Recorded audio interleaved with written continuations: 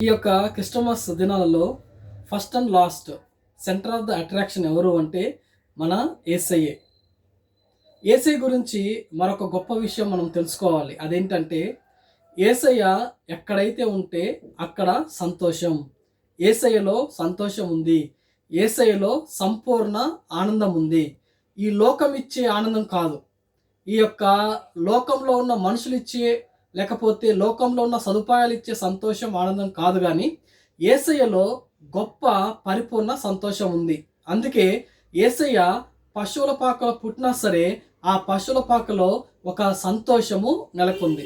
నార్మల్‌గా చూస్తే పశువుల పాకలో ఈ యొక్క గడ్డి, పశువుల పేడ, తర్వాత ఒక కంపు కొడుతూ ఒక పరిస్థితి చాలా దారుణంగా ఉంటుంది. కానీ యేసయ్య ఎప్పుడైతే ఆ పరిస్థితిలోకి వెళ్ళాడో ఆ పరిస్థితి అంతా సంతోషంగా మారింది. నీ జీవితంలో, నా జీవితంలో, మన జీవితంలో ఏదైనా ఇబ్బందిలో, కొలిమిలో ఉంటే యేసయ్యని తీసుకొచ్చి మనం అక్కడ పెడితే అదొక గొప్ప సందడిగా, సంతోషంగా ఉంటుంది. ఇది తెలుసుకుంటే ఈ యొక్క క్రిస్మస్ దినాల్లో నిజమైన సంతోషం మనము అనుభవించగలం. దేవుడి వాక్యం దీవించును గాక.